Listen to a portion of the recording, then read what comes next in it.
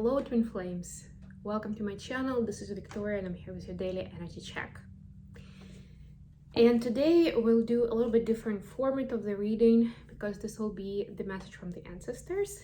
And what I'm gonna do is I'm gonna pull some cards at the beginning with the oracle deck, the Cosmic Journey Oracle, for each of the twins, and then we'll get the message from the ancestors for feminines, for masculines, and then there will be a separate question about what should the twins know about where the connection is going at this time. And then at the end I will pull a card for each of the twins from this wonderful deck. It's from the Pleiadian Healer.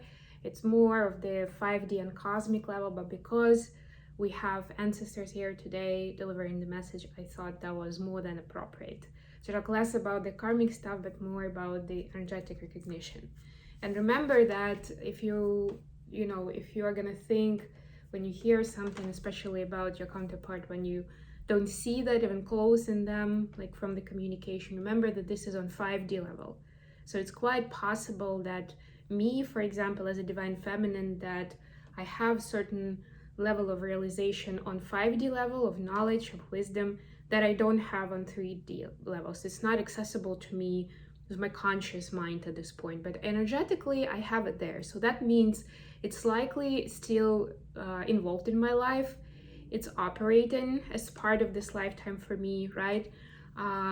It's probably doing some processing somewhere in the dream world, maybe during meditation when there is a more open channel, right? Like it's impacting my 3D space, but I'm not necessarily conscious of all of that information.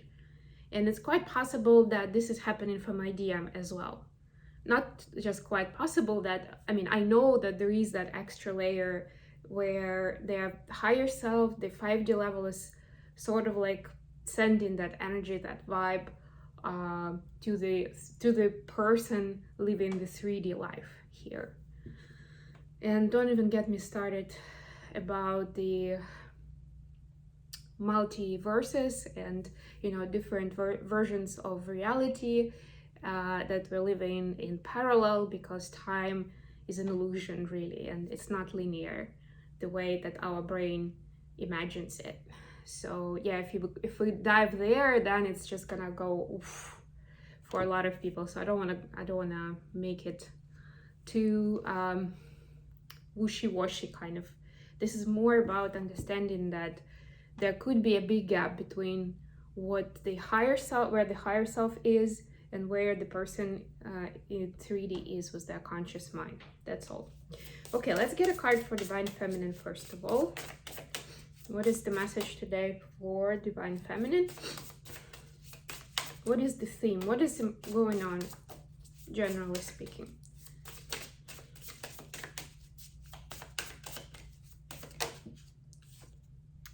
Coming soon. Welcome to the next ascending age. Congratulations, Divine Feminines watching. You've stepped into the new age. I've been talking about closing out the cycles, and by the way, new moon is just a couple of days from now.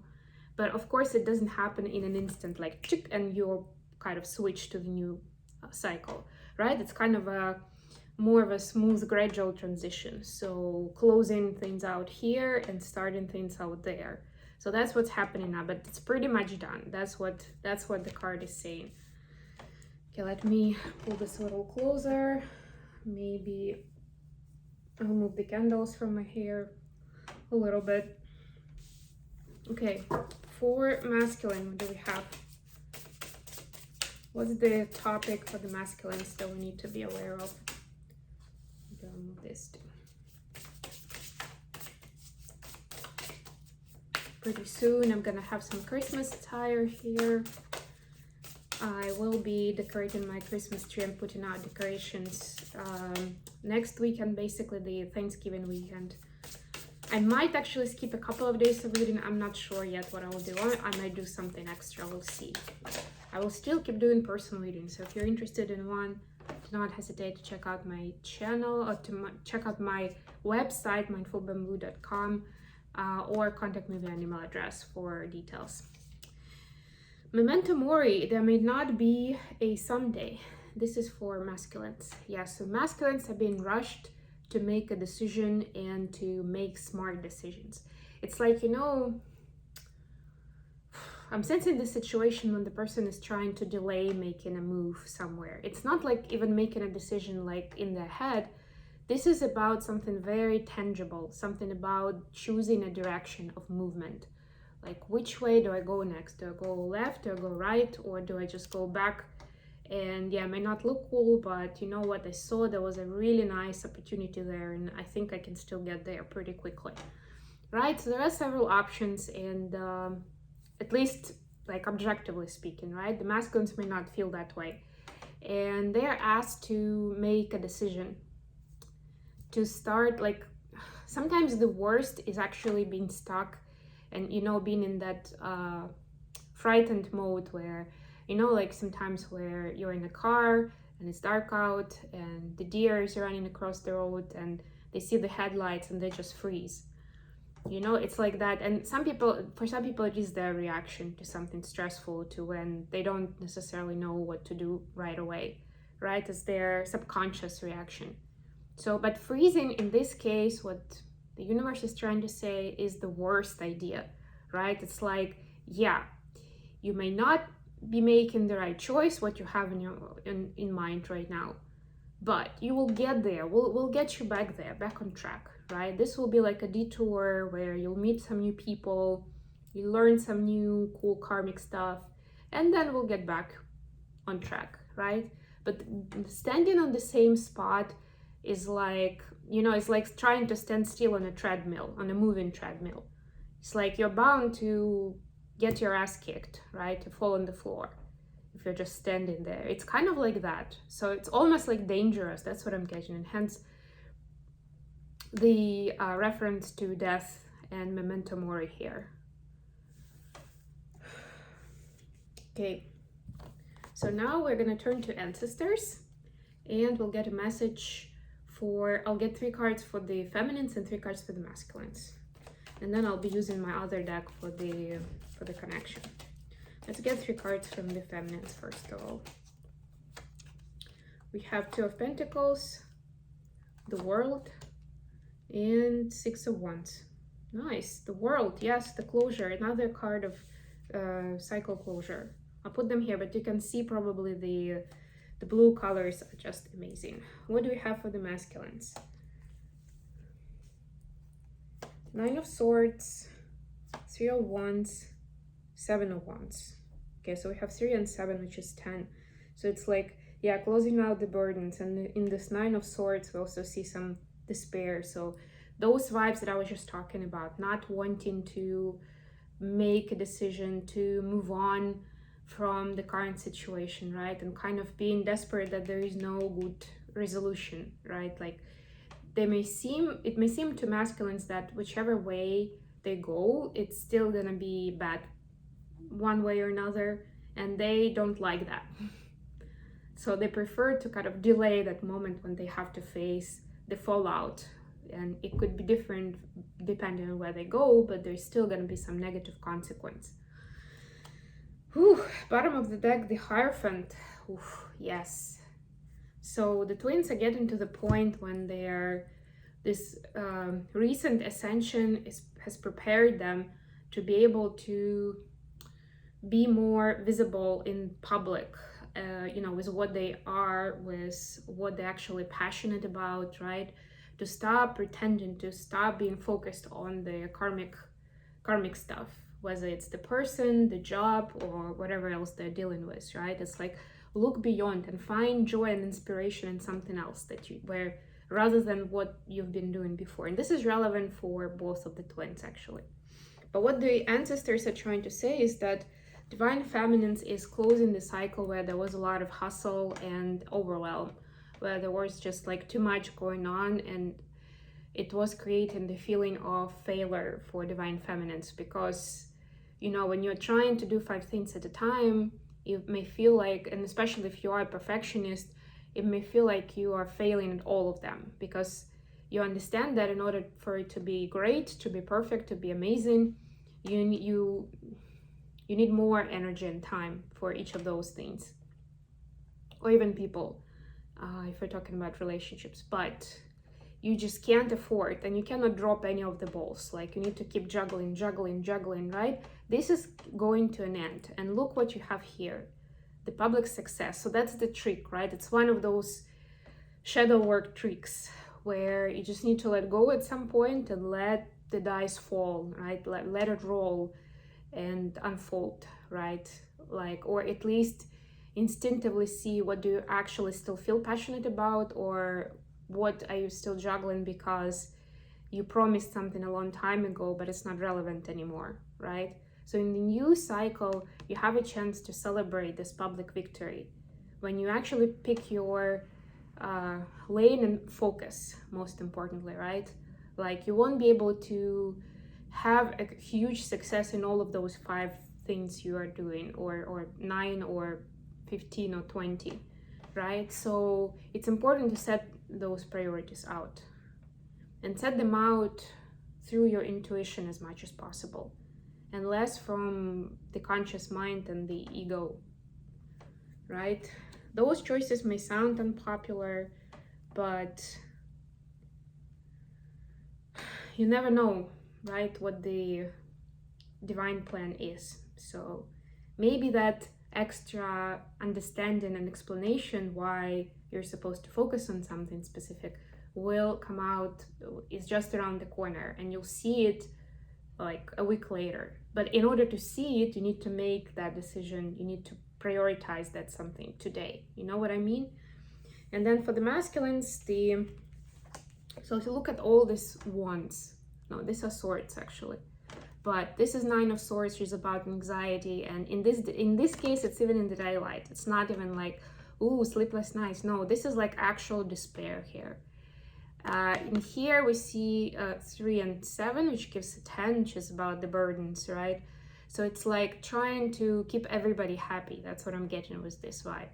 So the ancestors are saying, again, a little bit similar to the feminine message, in a way that, like, you can make everybody happy, right? You're trying to find the perfect solution that will be perfect for everyone, but it's not gonna happen. It is by design like that. You just can't do it like that. That's the truth, right? And again, this is one of those life lessons where it is for you to decide what is truly valuable and important in your life, what you want to go for, which way do you want to choose at this time, right? It's like, you know, that saying is trying to have a cake and eat it too, right? Like, you can't really do both. Nice try though. Okay, what do the twins need to know about the connection and what's coming up for the union, for the separation, for whatever the dynamic is? And we'll get the 3rd card too.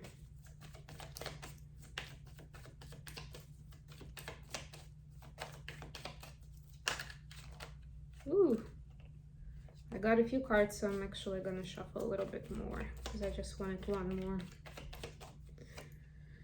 Okay. Bottom of the deck, King of Cups, beautiful. The twins are getting into that mature loving mode where they're not being jealous, where they're not thinking, okay, if this person doesn't spend, you know, a decent amount of time with me, that means they're not really invested and they don't love me, right? Like, going, like, those things are kind of like being washed away, and not like in a bad way, but kind of like they don't stick anymore, you know, like they don't bother the twins as much. I'm not saying that it's all perfect, but it's not a big deal. It's not a deal breaker. Like, it's not like I'm gonna be petty and childish. I'm gonna say, okay, they haven't called me for 2 weeks, I'm not calling them, right? Something like that. So it's not what's happening. This is this is the new phase. The King of Cups is showing us that the twins are in a new phase of this love, where there is a lot more of this unconditional vibe to it, you know, a kind of a parent vibe, right? It's kind of like, I'm gonna love you no matter what. Yep, you're making mistakes, maybe you hurt my feelings from time to time, but I'm gonna love you no matter what. So for the connection and what's coming, we have Two of Wands, the World, and Eight of Cups. So there's going to be a combination of the free will to kind of choose what I want and to leave behind what I don't want, and the divine guidance and divine collaboration, divine intervention, right? So don't think about it too hard. That's the main message that I'm getting for the twins. Don't overthink the connection, right? Kind of like treat it a little bit lighter, like kind of a game, you know, where you are operating based on the information you have. And it's fine that you don't have all the information. Just admit it, just remember it, that you don't, right? So don't take it as seriously, you know, as hard, right? And try to use, like, you know, just in the game, like in the game, you're like walking around, you see these different objects, and you're thinking, okay, what can be a useful resource for me? Or what could be a danger for me? Like, so you're doing it like very much with awareness, right? Every object, every living thing that you see around, or character or whatever, right? You're like, who is that? Is that gonna be a friend, or is that somebody I should stay away from, or kick their butt before they kick mine? Something along those lines, right? Like, it's never a dull moment really in this journey, right? And you will always be presented with opportunities, challenges, lessons, and, you know, rewards in abundance. So it's important to be able to keep moving forward, right? And remember that, yes, like I was saying before, the universe starts collaborating with you on your project, on your dreams, wishes, and passions as soon as you start taking steps yourself. Because that's how you show the universe that you are serious, you mean business, right? And you are doing your best. You're not just sitting there relying on the divine plan and the fact that you're a twin flame, so you deserve X, Y, and Z, and there's a long list there. No, you're actually trying to make it work, right? Like, you're taking steps, you're doing this, you're doing that, and you see why you're doing it, right? Like, you see the objective in mind.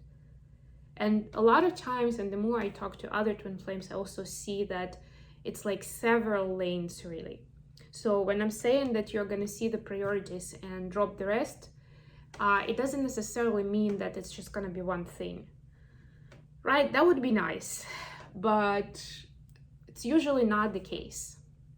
Even objectively from what's happening in our life and what kind of messages we get, right? We usually have more than one topic or person or theme to focus on.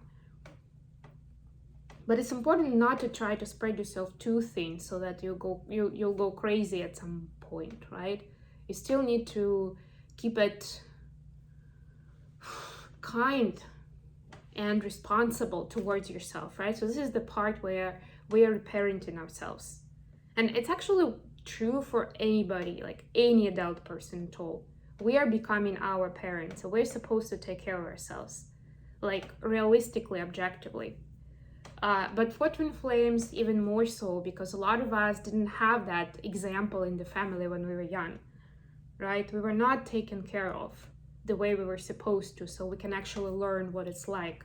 So we can actually have that feeling of self-worth enough so that we don't put ourselves out and like extend ourselves out too much, right?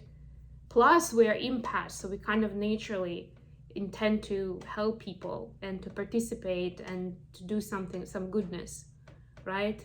But that's one of the big lessons, to kind of see the difference and know what needs to stay and what needs to go. And when you start making those decisions, and this is for both twins, the universe will co-create with you. And this is the thing that will bring the union closer. And by the way, it also works for the connection itself, i.e., you know, like I'm in communication with my DM, especially for those in communication, right? Like there are certain aspects that I feel are healthy and not necessarily always pleasant for me, but they are healthy, they're reasonable, they're fair, right? There are other things that are kind of childish or ego-driven, right? And those things I don't want. And then out of that pile, there's also stuff that I can kind of live with because it doesn't impact me directly. And then there is stuff that definitely impacts me, and I need to set my boundaries, right? So I don't allow my twin flame, even if they're my twin flame, I don't allow them to push my boundaries or to take advantage of me, right? To make me feel like I'm not good enough, right? Like that's really that dance between the counterparts, and it works both ways. And I can guarantee you that your twin flame sees it exactly the same way from their side.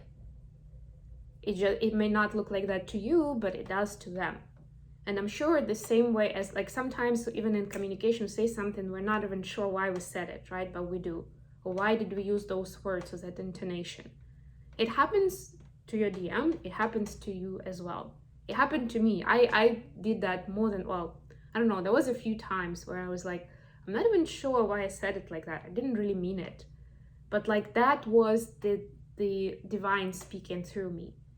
Because I'm a mirror for my twin, just like they are for me. And I'm supposed to mirror to them what is inside of them, what kind of troubles they have going on, and what kind of, mindset issues they have at this time that are important to point out to them so they can see that they are doing something wrong, right? And there is like of course, a whole lot of logic around it. We're not gonna go into that now.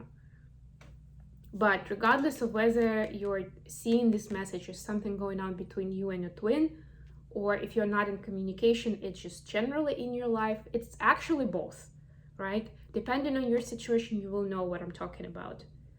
But even if you're in separation, like full separation, or you've never met your twin flame before, this is the work that you should keep doing for yourself in order to get back into communication. And not just for the sake of just checking the box, but having a healthy communication. Having communication you will be happy with, you will be proud of, that will make you feel good, your heart, your soul, on all levels.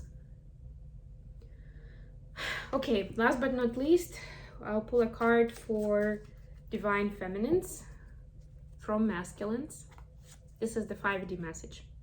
You are nurturing to me. Yes, divine masculines can sense our divine feminine nature, and that's one of our main traits as feminines. And now from feminines to masculines, also the 5D message. I love you to the moon and back. Lovely. Okay, I hope this has been good for you guys. Thank you so much for joining me today. Thank you to the ancestors who were with us and delivered the message. And I'll be back with my readings very, very soon. Bye, everyone.